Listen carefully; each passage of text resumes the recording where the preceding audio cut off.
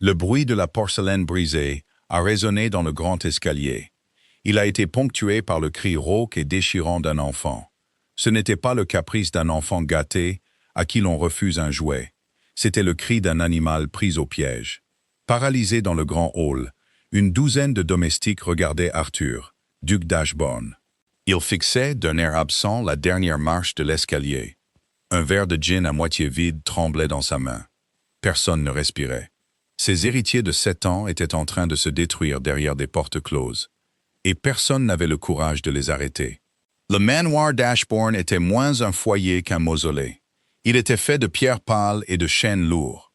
Depuis que la duchesse était morte d'une fièvre soudaine et violente 2 ans plus tôt, la maison retenait son souffle. Les rideaux étaient tirés, l'argenterie ternie. Le duc Arthur s'était retiré dans l'aile est. Il s'était barricadé derrière des registres qu'il ne lisait pas, et des carafes qu'il vidait à une vitesse alarmante. Il a laissé l'éducation de ses jumeaux de 7 ans, Léo et Harry, à une succession de femmes. Elles étaient toutes hautement recommandées, grassement payées et profondément traumatisées. Les garçons étaient des terreurs. Ils n'étaient pas espiègles. Ils étaient sauvages. Ils mordaient. Ils griffaient. Ils arrachaient les tapisseries des murs et versaient de l'encre dans le piano à queue. C'étaient de petites choses pâles. Ils avaient les cheveux sombres de leur père et les yeux bleus saisissants de leur mère. Ils se déplaçaient dans le manoir comme une peste à 2 têtes. Ils ne faisaient confiance à personne. Ils détestaient tout le monde.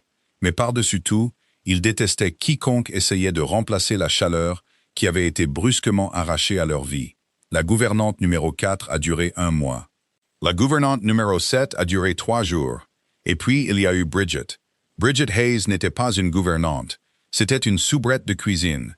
Elle avait récemment été promue aux grilles de l'étage, car elle ne se plaignait pas des lourds seaux de charbon. Elle avait 22 ans, mais ses mains en paraissaient 40. Elles étaient rouges, craquelées par le savon de soude et en permanence couvertes de cendres. Elle avait une mâchoire acérée, des cheveux bruns ternes négligemment fourrés sous un bonnet, et un comportement qui pouvait glacer une bouilloire en ébullition. Elle n'était pas payée pour se soucier des jeunes seigneurs, alors elle ne le faisait pas. Sa première interaction avec les jumeaux a eu lieu un mardi maussade d'octobre. Bridget était à 4 pattes dans le couloir du 2e étage. Elle frottait une tache de cire tenace sur le parquet. Les garçons s'étaient cachés dans l'ombre. Ils étaient armés d'un seau d'eau de pluie stagnante et de feuilles mortes. Ils l'avaient ramassée dans les gouttières. Ils l'ont renversée sur elle. L'eau sale a dévalé le dos de Bridget, trempant sa robe de laine grossière jusqu'à la peau. Les feuilles mortes se sont collées à son cou. Les garçons se sont reculés, la poitrine haletante, attendant la réaction. Ils s'attendaient à des larmes. Ils s'attendaient à ce qu'elle court en criant vers la gouvernante. Ils s'attendaient à la montée de pouvoir familière et satisfaisante. Bridget est arrêtée de frotter. Elle n'a pas eu de hoquet de surprise. Lentement, elle a essoré son chiffon dans un seau en bois. Elle s'est relevée, sa jupe dégoulinant d'eau boueuse sur le parquet fraîchement ruiné. Elle a regardé Léo. Elle a regardé Harry. Son visage était totalement vide d'expression. « Vous avez manqué un endroit », a-t-elle dit. Sa voix était plate, dépourvue de toute inflexion. Elle a tendu la brosse à Léo. Il l'a regardée, déconcerté. Il ne l'a pas prise. Bridget n'a pas insisté. Elle a simplement laissé tomber la brosse mouillée dans la flaque.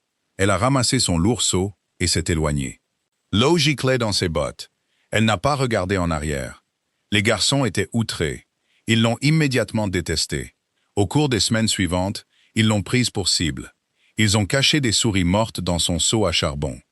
Elle les a ramassées par la queue et les a jetées dans le feu sans scier. Ils ont jeté des billes dans l'escalier de service quand elle portait du linge. Elle les a enjambées avec la précision irritée de quelqu'un qui évite du crottin de cheval dans la rue. Elle n'a jamais crié. Elle ne les a jamais dénoncés. Elle les regardait simplement avec un ennui profond et écrasant. Pour Léo et Harry, qui se nourrissaient du chaos qu'ils créaient, l'indifférence de Bridget était l'insulte suprême.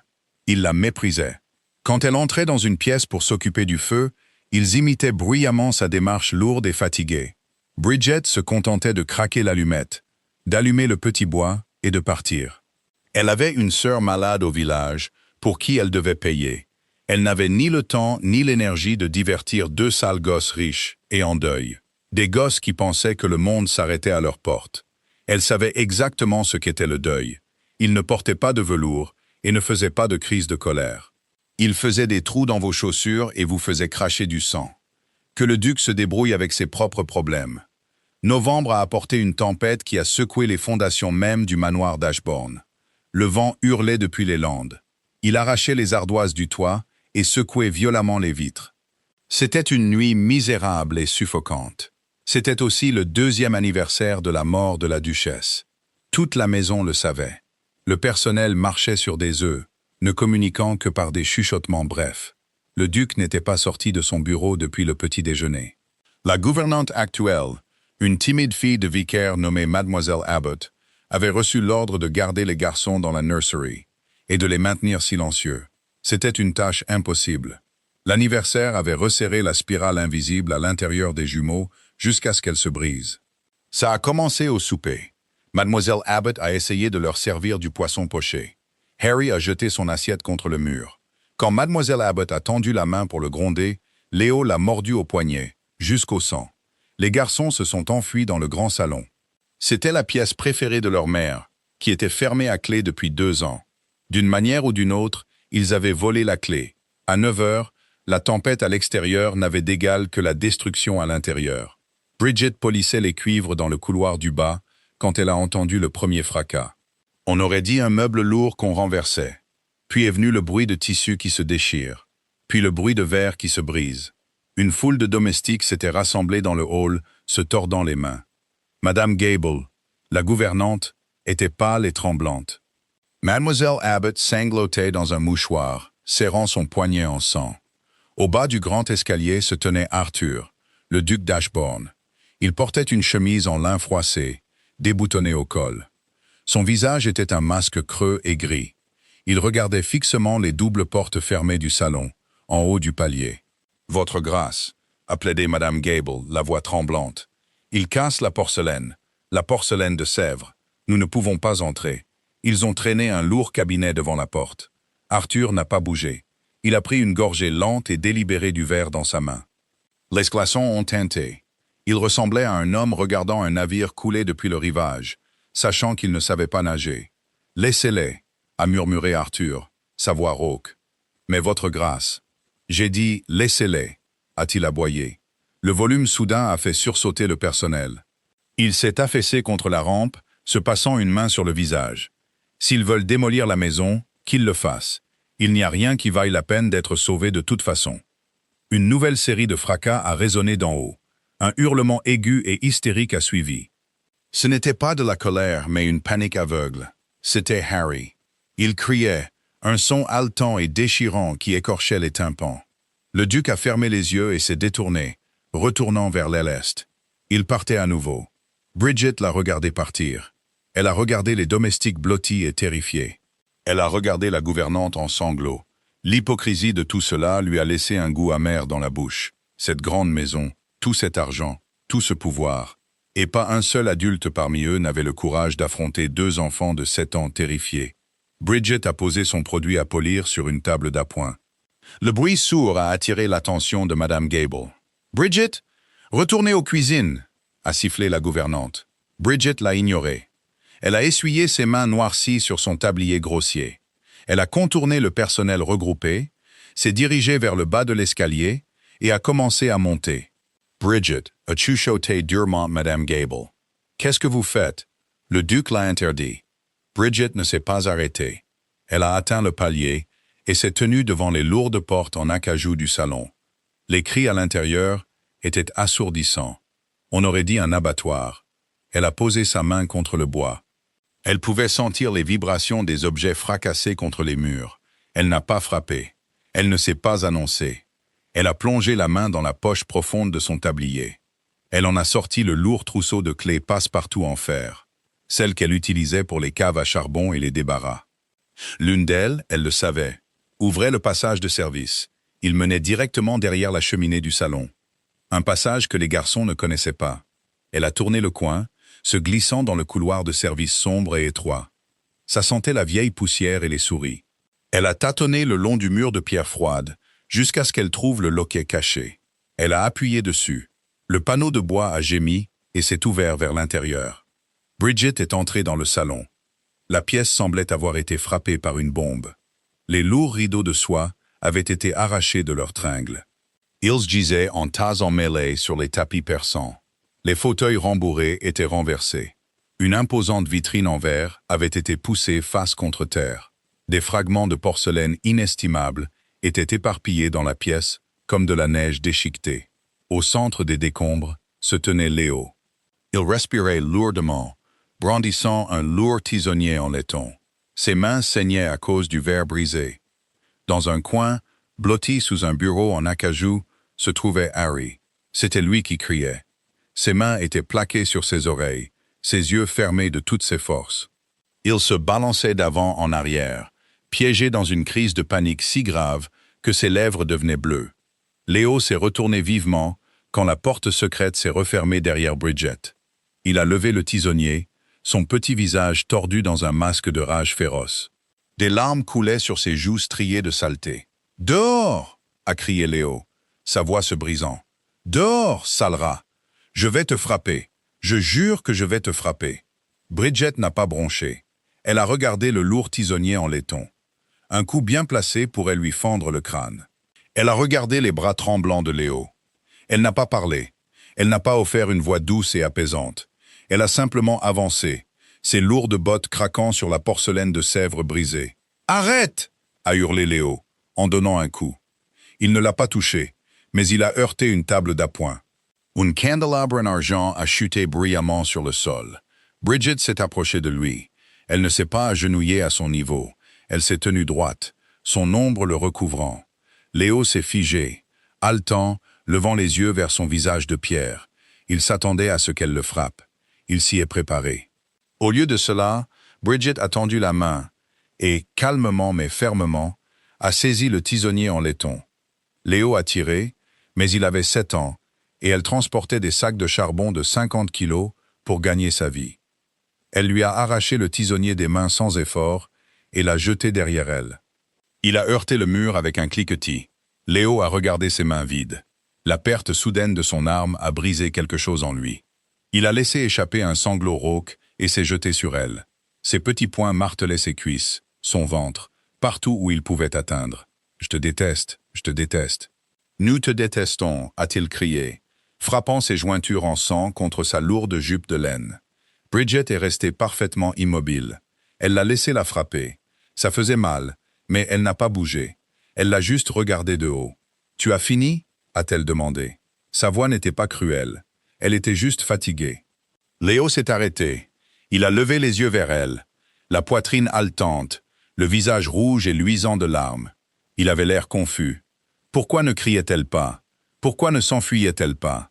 Harry criait toujours sous le bureau. Bridget a dépassé Léo, marchant sur le verre, et s'est dirigée vers le bureau. Elle n'a pas essayé de sortir Harry. Elle n'a pas essayé de le toucher. Elle s'est assise par terre, croisant les jambes, ignorant les éclats de porcelaine qui s'enfonçaient dans sa jupe. Elle a appuyé son dos contre le bureau, juste à côté de l'endroit où Harry se cachait. Elle a sorti une petite boîte en fer blanc cabossée de son tablier.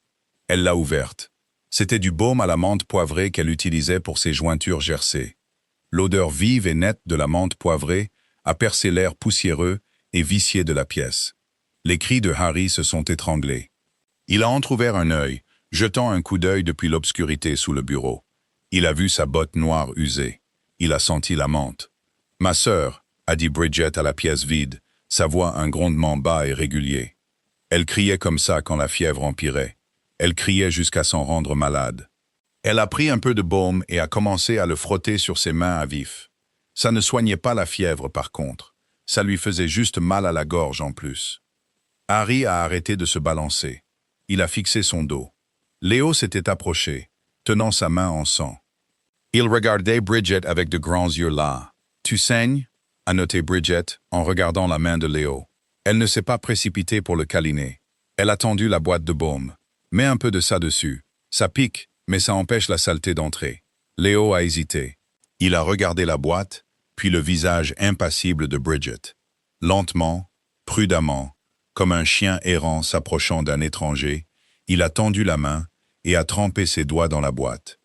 Il l'a frotté sur ses coupures et a grincé des dents. Bridget n'a offert aucune sympathie. « Je t'avais dit que ça piquait. » Sous le bureau, Harry a finalement baissé les mains de ses oreilles. La pièce était maintenant silencieuse, à l'exception du vent dehors et du tic-tac régulier d'une pendule de cheminée qui avait survécu au carnage. « Elle est partie », a murmuré Harry. C'était un son minuscule et brisé. Bridget a arrêté de se frotter les mains. Elle savait de qui il parlait. Toute la maison le savait. « Oui », a dit Bridget sans détour. « Elle l'est. Il n'y a pas eu de « elle veille sur toi depuis le ciel ». Pas de « elle ne voudrait pas que tu sois triste ». Juste la vérité froide et dure. Harry est sorti de sous le bureau en rampant.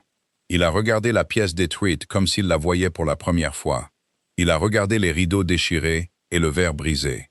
L'adrénaline le quittait, remplacé par un épuisement physique écrasant. Il a regardé Bridget. Elle ne le regardait pas avec pitié.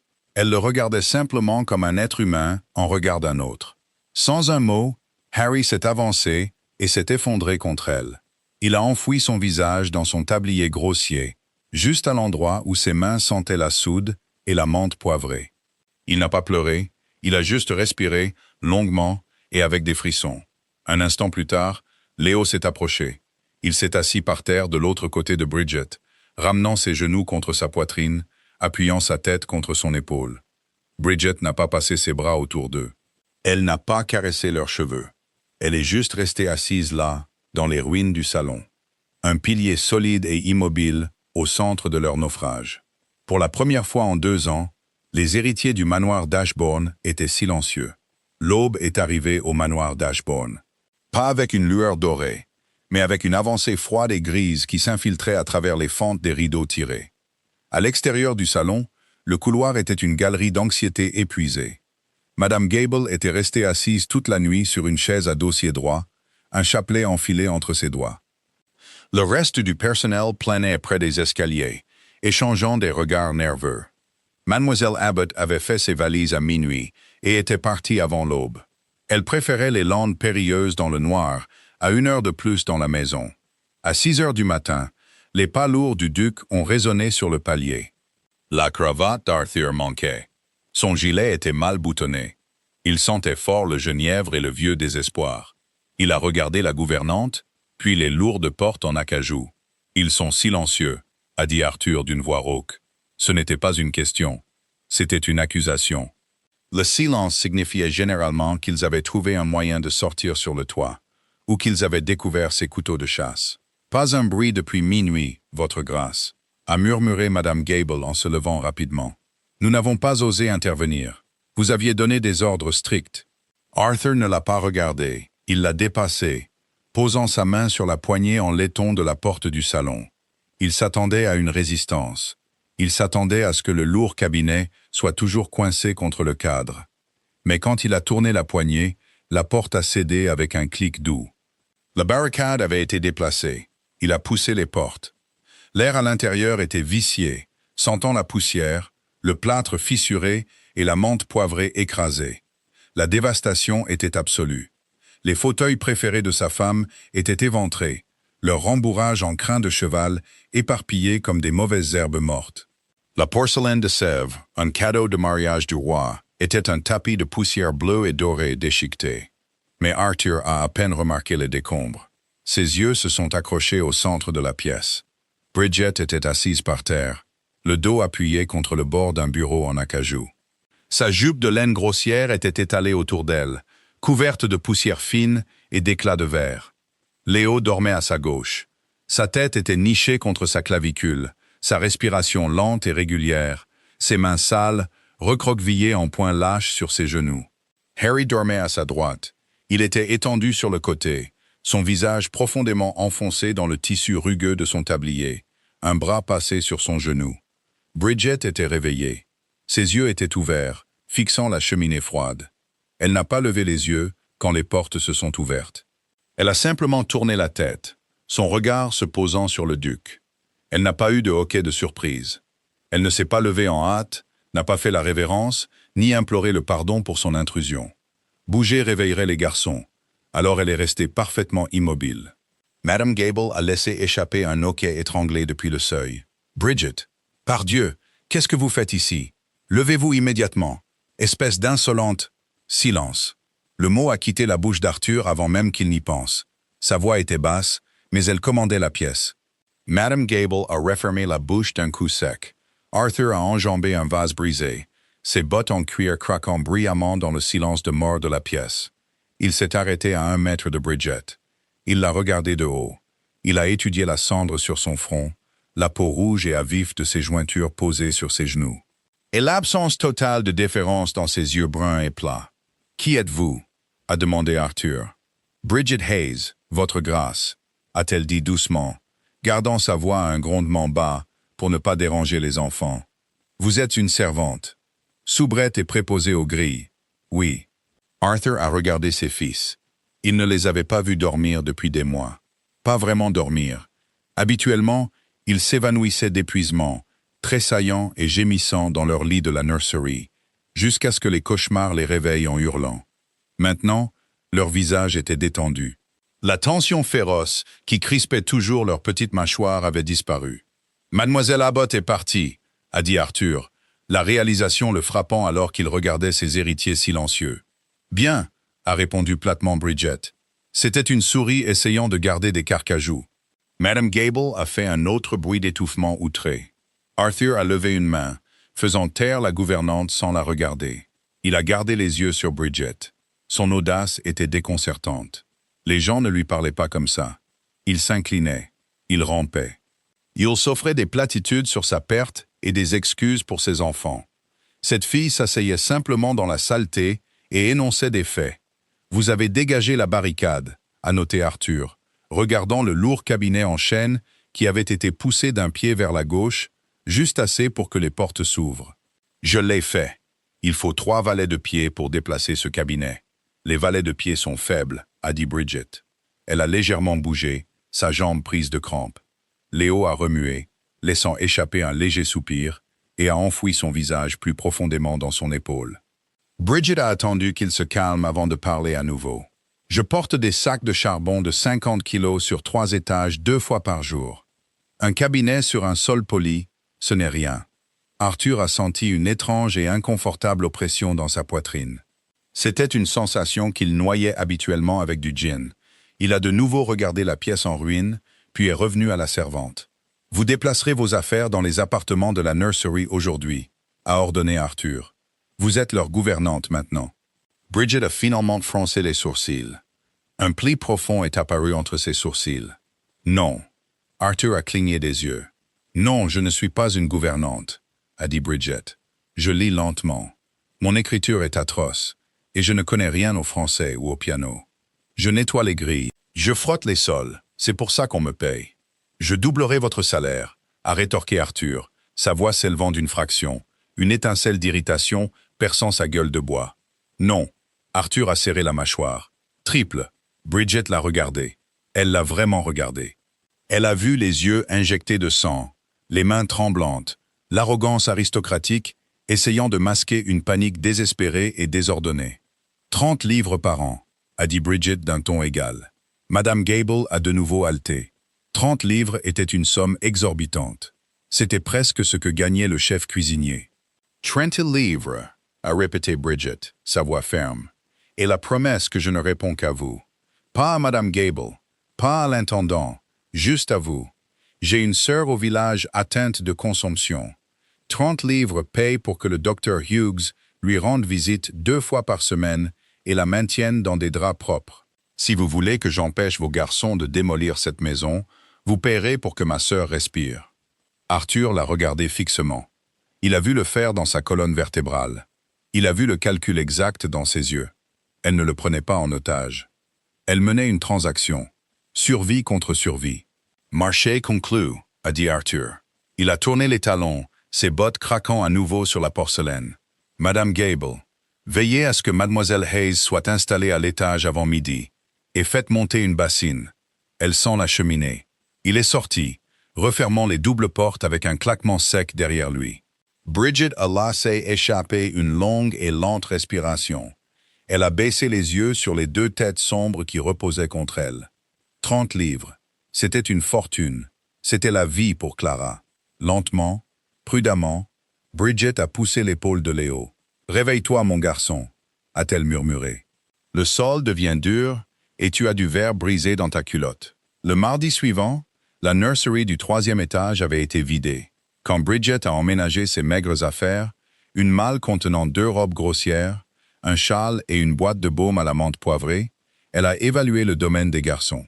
C'était une suite tentaculaire remplie de chevaux à bascule, de soldats de plomb, de trains mécaniques d'Allemagne et de coussins de velours.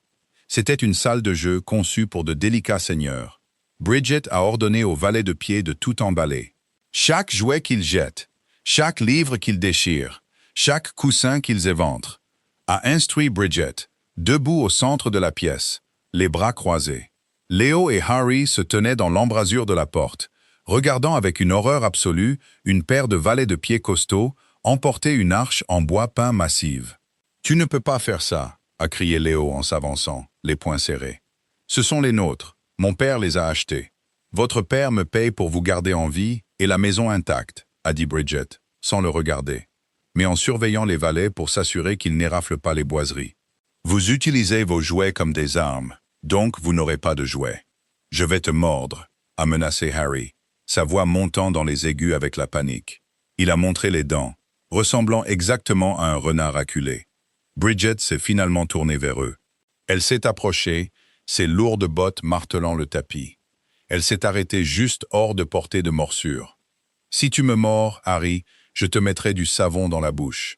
Et ce ne sera pas le bon savon à la lavande que tu utilises. Ce sera le savon de soude que j'utilise pour frotter les sols de la cuisine. Il a un goût de cendre brûlée. » Elle a livré cette information avec le même ton qu'elle aurait pu utiliser pour annoncer qu'il pleuvait dehors. Harry a refermé la bouche d'un coup sec. « Mais qu'est-ce qu'on est censé faire ?» a demandé Léo, des larmes de colère menaçant de couler. « On n'a rien pour jouer. Vous n'allez pas jouer aujourd'hui, » a dit Bridget. Elle s'est retournée et a ramassé un lourd panier en osier tressé sur le sol. Elle l'a jeté contre la poitrine de Léo. Il l'a attrapé par pur réflexe, trébuchant en arrière sous son poids. « Qu'est-ce que c'est ?» a demandé Léo en regardant l'osier rugueux. « Un panier à linge ?» a dit Bridget. « Mettez vos bottes les plus épaisses. Nous allons au potager. » La transition a été violente, mais pas de la manière à laquelle le personnel s'attendait. Il n'y a pas eu de cris résonnants dans les couloirs. Bas de verre brisé. Au lieu de cela, il y a eu un silence épuisé et maussade. Bridget ne leur a pas appris le latin. Elle ne leur a pas appris les lignées des monarques européens. Elle leur a appris à arracher les mauvaises herbes. Le sol de novembre était dur, froid et impitoyable. Bridget les a emmenés dans le potager clos derrière le manoir, un endroit où les jeunes seigneurs n'avaient jamais été autorisés à aller. Le jardinier en chef, un vieil homme nommé Higgins, a regardé avec une stupéfaction bouche bée Bridget tendre aux 2 héritiers du duché d'Ashbourne une paire de transplantoirs en fer. « Les carottes ont besoin d'être éclaircies », leur a dit Bridget, en montrant un long parterre surélevé de terre sombre. « Vous arrachez les petites pour que les grosses aient de la place pour pousser. Mettez les mauvaises herbes dans le seau. Mettez les carottes dans le panier. »« Je suis un seigneur », a déclaré Léo, le menton en avant, son souffle formant des nuages dans l'air froid. « Les seigneurs ne creusent pas dans la terre. Les seigneurs mangent des carottes, » a répondu Bridget sans heurts. « Et si tu veux souper ce soir, tu creuseras. Allez. » Ils ont refusé. Pendant 2 heures, ils sont restés près du parterre surélevé, frissonnant dans leur manteau de laine, refusant de toucher la terre. Bridget n'a pas crié. Elle ne les a pas amadoués. Elle a simplement pris une houe et a commencé à retourner la terre dans la rangée voisine. Le bruit rythmé du métal contre la terre était le seul son.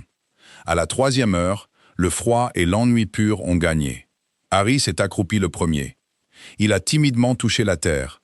Il a arraché une mauvaise herbe. Il a regardé Bridget, attendant des éloges. Bridget a juste continué à ouer. Léo a regardé son frère, puis a froncé les sourcils, s'est laissé tomber à genoux et a commencé à arracher les mauvaises herbes avec des mouvements agressifs et saccadés.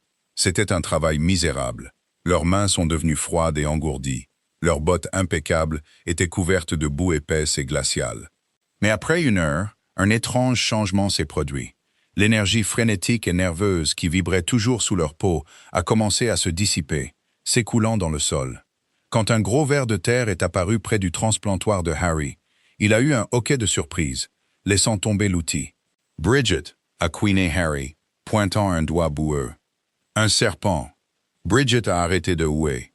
Elle s'est approchée, s'est penchée et a ramassé le ver frétillant dans sa main nue. Elle l'a tendu. « C'est un ver, Harry. Il mange de la terre et rend le sol bon pour les légumes. » Léo s'est penché, les yeux écarquillés, oubliant complètement d'être en colère. « Je peux le toucher? Si tu ne le serres pas, » a dit Bridget. Léo a piqué le ver avec un doigt boueux. Il a souri, un vrai sourire, fendant son visage barbouillé de terre. C'était la première fois que Bridget voyait l'un d'eux sourire. Cela l'a transformé d'une créature sauvage en un petit garçon. « Remets-le dans la terre », a instruit Bridget en inclinant sa main. « Il a du travail à faire. Et vous aussi. » La semaine suivante, ce fut la routine. Quand il se réveillait, il n'avait pas le temps de broyer du noir ou de planifier des destructions. Bridget leur faisait transporter du bois de chauffage à la cuisine. Elle leur faisait barater le beurre jusqu'à ce que leurs bras tremblent. Elle leur faisait polir les énormes candélabres en argent de la salle à manger. Elle ne les traitait pas comme des choses fragiles et brisées à plaindre, mais comme des êtres humains capables avec un travail à faire. Elle leur a donné des limites faites de fer, et à l'intérieur de ces limites, ils ont trouvé quelque chose dont ils avaient désespérément besoin, la prévisibilité. Ils ont vite compris que faire une crise de colère n'aboutissait à rien. Bridget ne réagissait pas. Elle attendait simplement qu'ils aient fini, et la corvée serait toujours là quand ils auraient fini de crier. Ils ont aussi réalisé qu'elle ne leur mentait pas. Quand elle disait que quelque chose ferait mal, ça faisait mal. Quand elle disait qu'ils auraient une pomme au four à la cannelle s'ils finissaient d'empiler le bois, ils avaient la pomme au four. Elle était un point fixe dans leur univers chaotique. Un soir, après un après-midi particulièrement éprouvant à récurer la sellerie des écuries, ils étaient assis près du feu dans la nursery. La pièce était nue, à l'exception de leur lit et d'un grand tapis. Mais la chaleur du foyer était glorieuse. Harry était appuyé contre la jambe de Bridget, alors qu'elle était assise sur une chaise en bois, reprisant un trou dans la chaussette de Léo. Léo était allongé sur le ventre sur le tapis, fixant les flammes. Bridget a demandé Léo, sa voix basse. « Quoi » a-t-elle répondu, son aiguille brillant à la lueur du feu. « Est-ce que tu penses… » Léo a hésité, déglutissant difficilement. « Est-ce que tu penses que ma mère serait en colère qu'on creuse dans la terre ?» Bridget a arrêté de coudre. Elle a baissé les yeux sur le garçon. C'était le piège. C'était là que les gouvernantes échouaient toujours. Elles offraient des mensonges doux et vides sur une femme morte qu'elles n'avaient jamais connue. « Je ne connaissais pas votre mère », a dit Bridget honnêtement. « Mais je sais que les morts ne se soucient pas de la terre. Ils se soucient seulement que les gens qu'ils ont laissés derrière eux respirent encore. » Léo est resté silencieux pendant un long moment, puis il a hoché la tête une fois, un mouvement sec et décidé. « J'ai empilé 30 bûches aujourd'hui. »« C'est vrai », a convenu Bridget. « Tu deviens plus fort. » Harry a bougé contre sa jambe. « J'en ai empilé 20. Tu as les bras plus courts, » a noté Bridget. « Maintenant, levez-vous tous les deux. Il est temps de vous laver le visage.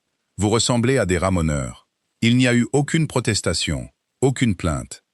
Ils se sont simplement levés et se sont dirigés vers la bassine. 2 semaines après l'arrivée de Bridget, Arthur a réalisé que sa maison était bien trop silencieuse. Il était assis dans son bureau, un registre ouvert sur le bureau, un verre de gin à mi-chemin de sa bouche. Il s'est arrêté. Il a écouté. Il y avait le tic-tac de l'horloge de grand-père dans le hall. Il y avait le bruit lointain d'une servante balayant les escaliers. Mais il n'y avait pas de cris, pas de fracas, pas de bruit de pas précipités, suivi des sanglots hystériques d'une gouvernante.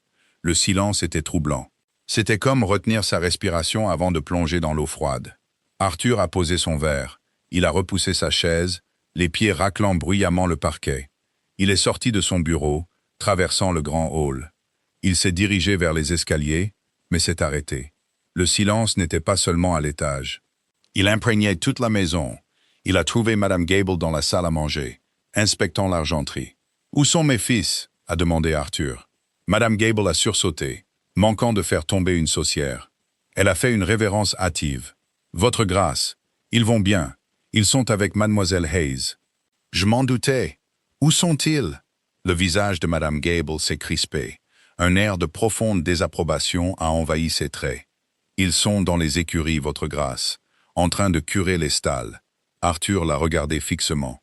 Curer les stalles? Les stalles des chevaux? Oui, votre grâce.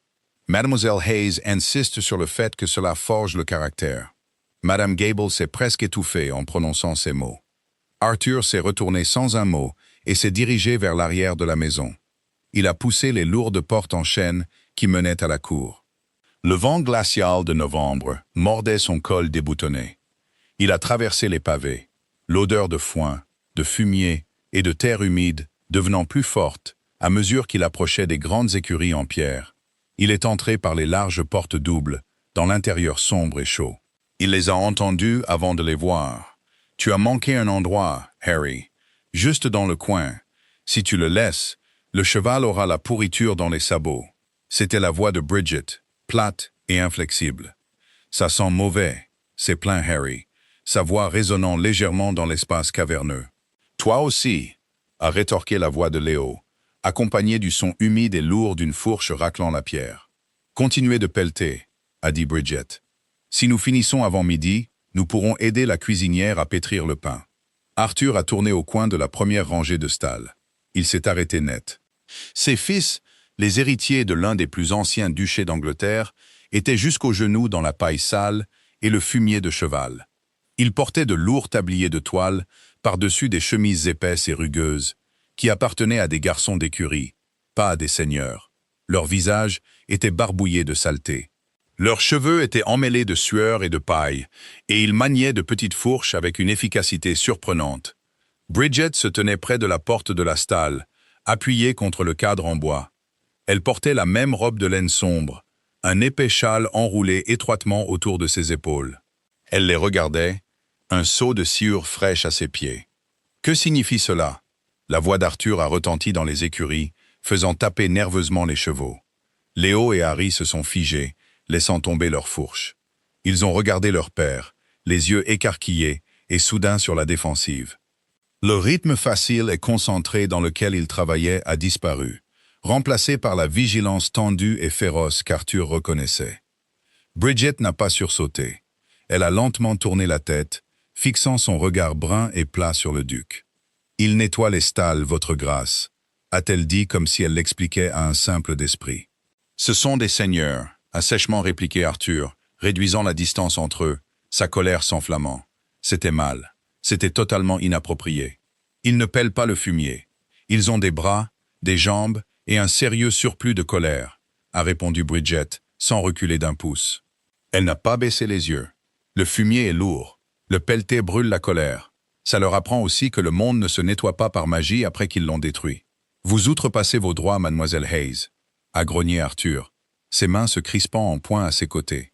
Il a regardé ses fils. Ils étaient sales. Ils ressemblaient à de simples ouvriers. Sortez de cette stalle. Allez à la maison et lavez-vous immédiatement. Léo a regardé Bridget. Harry a regardé ses bottes. Aucun d'eux n'a bougé. Arthur a ressenti une pointe de choc véritable. Ils ne bougeaient pas. Ils attendaient sa permission. « Je vous ai donné un ordre !» a crié Arthur en s'avançant. Harry a tressailli, reculant contre le mur en bois de la stalle. Léo s'est placé devant son frère, levant le menton, fixant son père avec un défi terrifiant et familier. Bridget a bougé.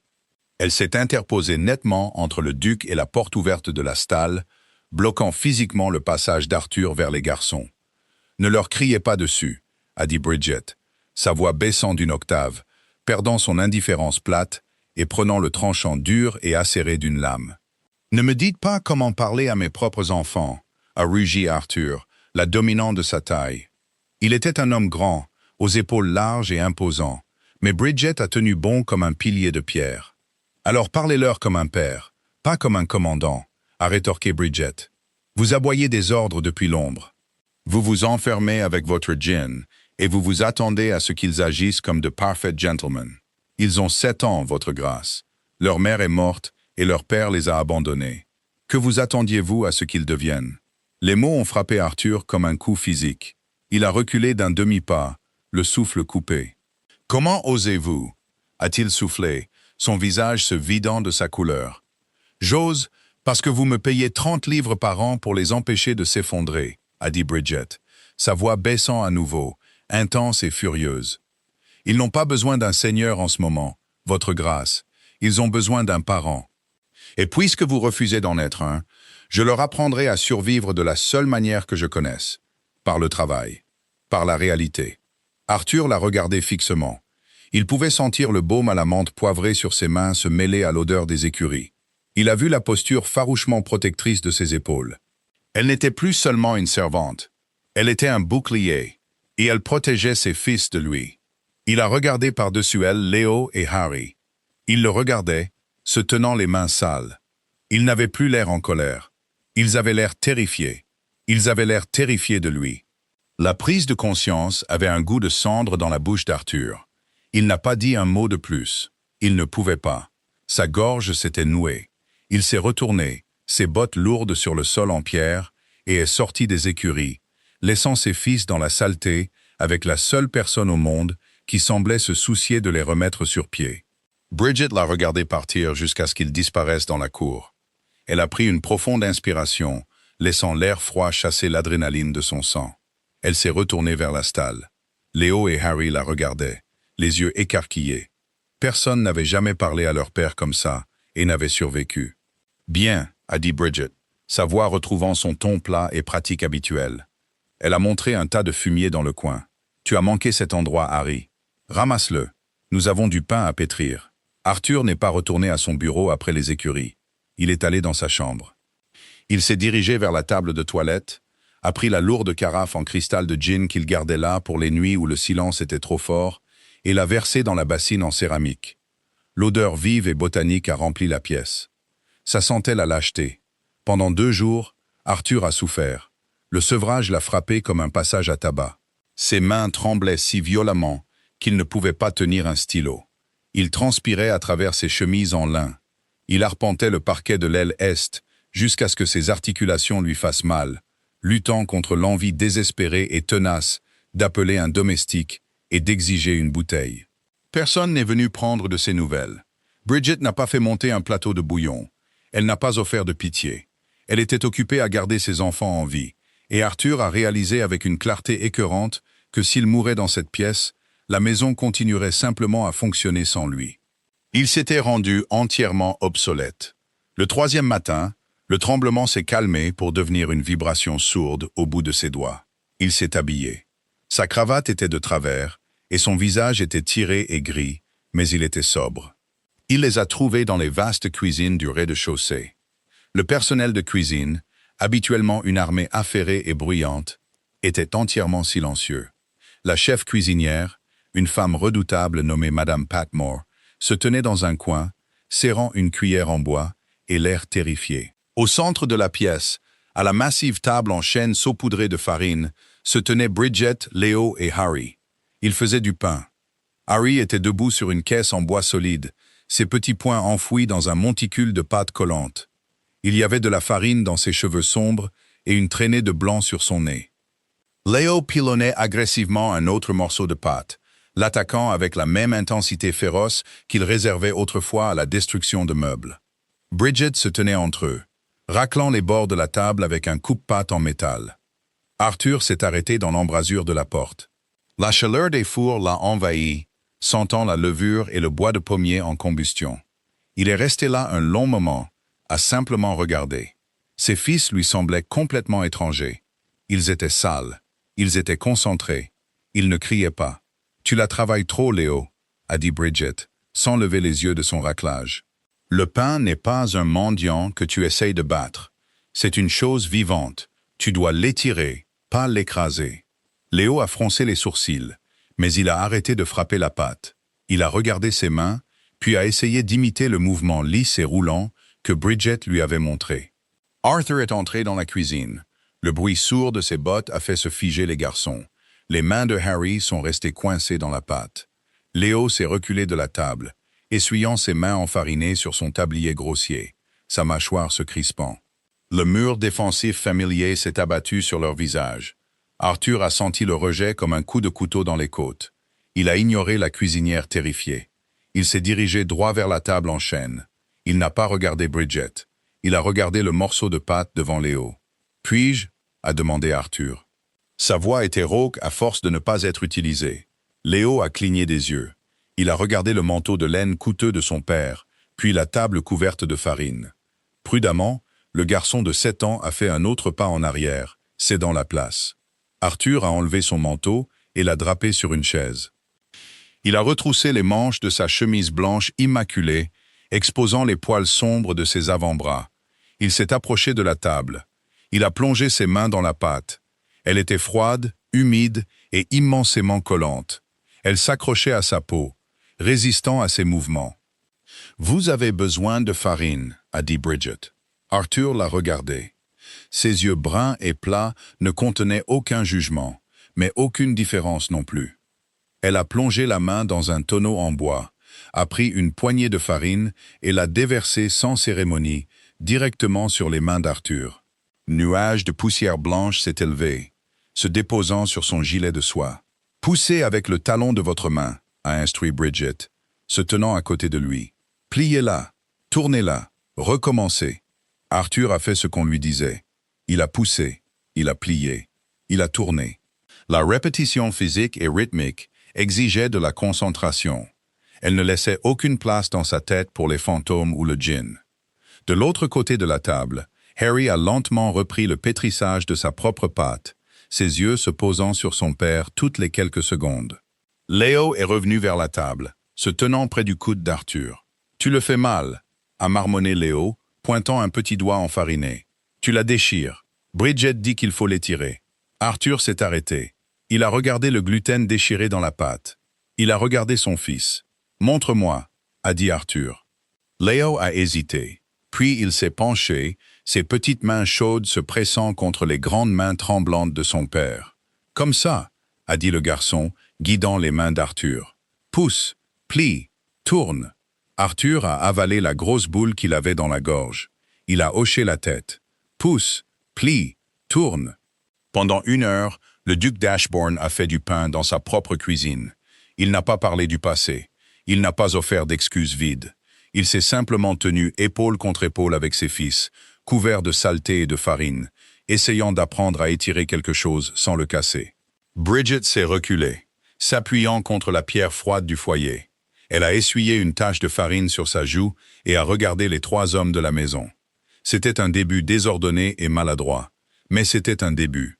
L'hiver a resserré son emprise sur le Yorkshire en janvier. Les landes ont gelé, et le vent a hurlé autour des tourelles en pierre du manoir d'Ashbourne, comme un animal mourant. C'est pendant une tempête de neige aveuglante que la paix fragile que Bridget avait construite s'est brisée. Ça a commencé par une toux. Au souper, la peau de Harry était rouge, ses yeux vitreux et absents. À minuit, il brûlait. Bridget était assise près du feu de la nursery quand Léo est sorti de la chambre à pas feutrés, le visage pâle de terreur. « Il est chaud, Bridget », a murmuré Léo, sa voix tremblante. « Il ne se réveille pas. On dirait un soufflet cassé. » Bridget a laissé tomber son ouvrage. Elle s'est rapidement dirigée vers la chambre.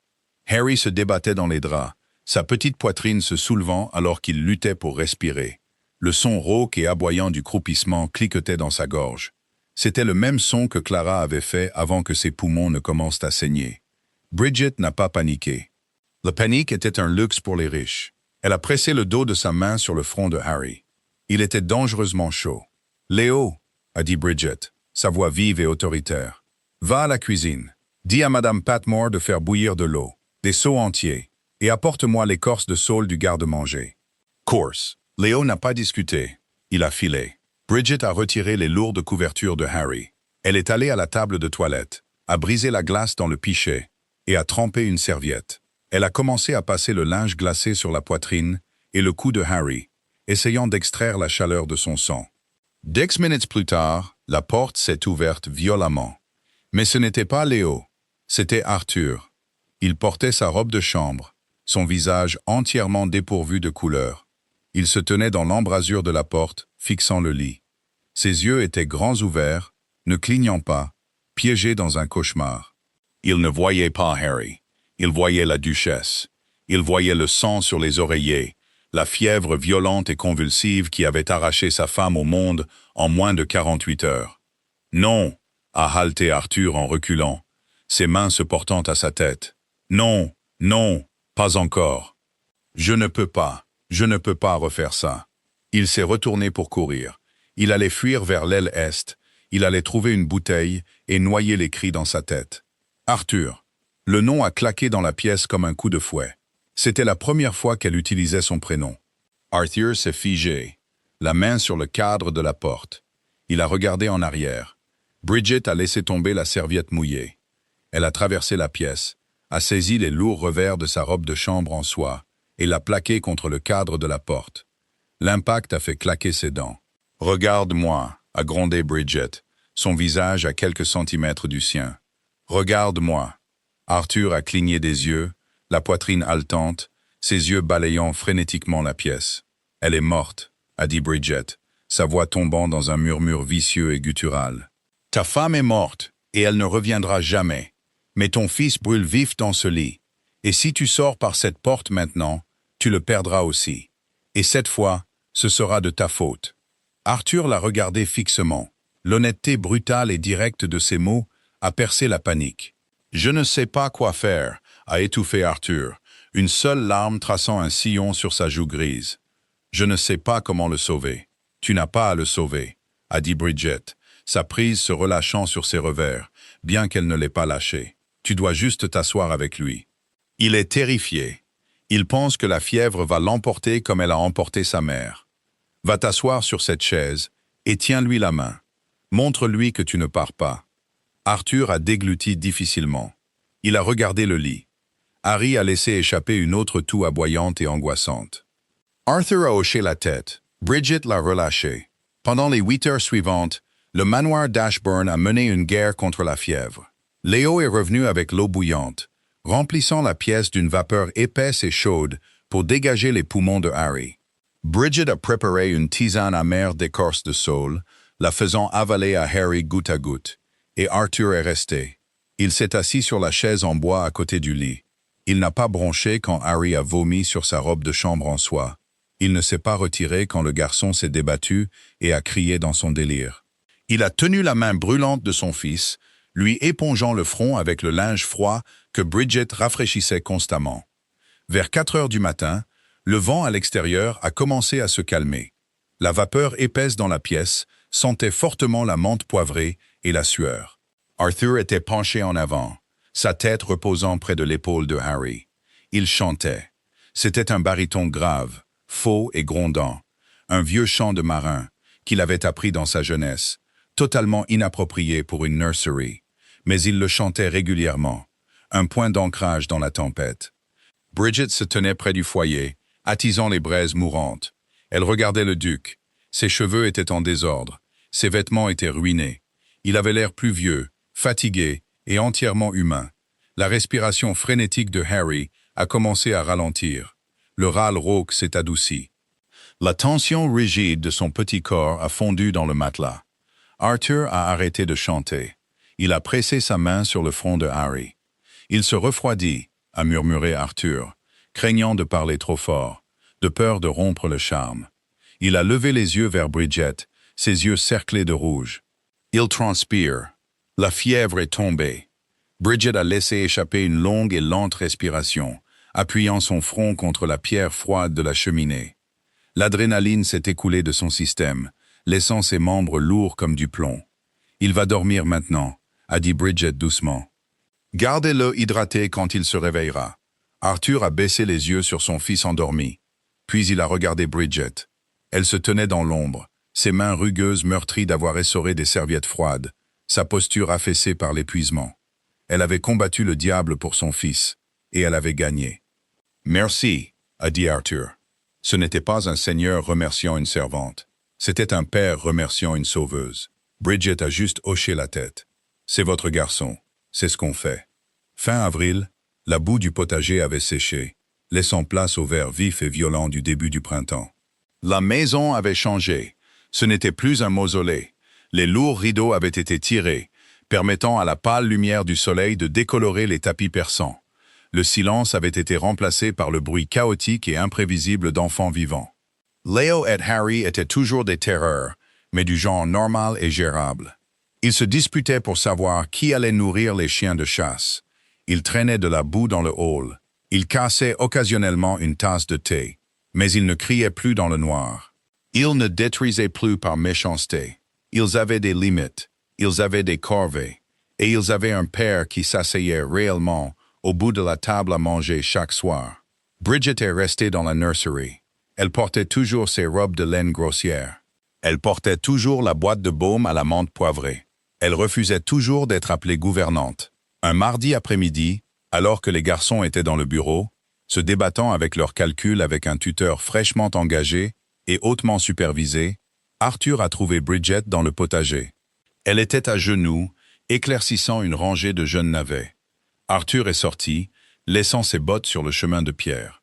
Il portait une simple chemise en lin et une culotte de cheval. La pâleur grise avait entièrement disparu de son visage.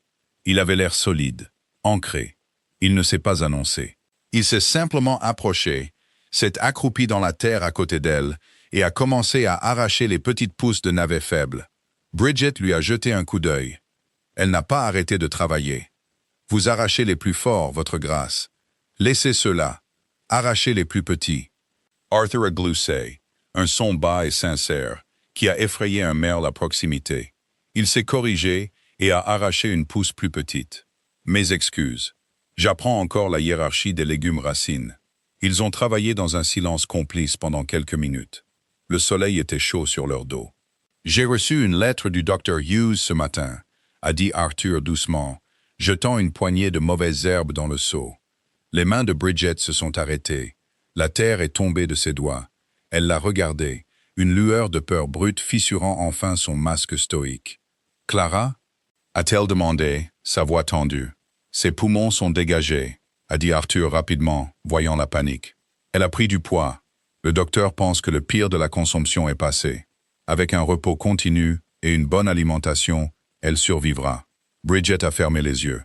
Elle a laissé échapper un souffle qui ressemblait à un sanglot, laissant tomber sa tête en avant. Ses épaules ont tremblé une fois violemment avant qu'elle ne les verrouille. Arthur a tendu la main. Il n'a pas hésité. Il a posé sa grande main propre sur sa main couverte de terre. Il n'a pas tressailli aux callosités rugueuses. Il a serré doucement.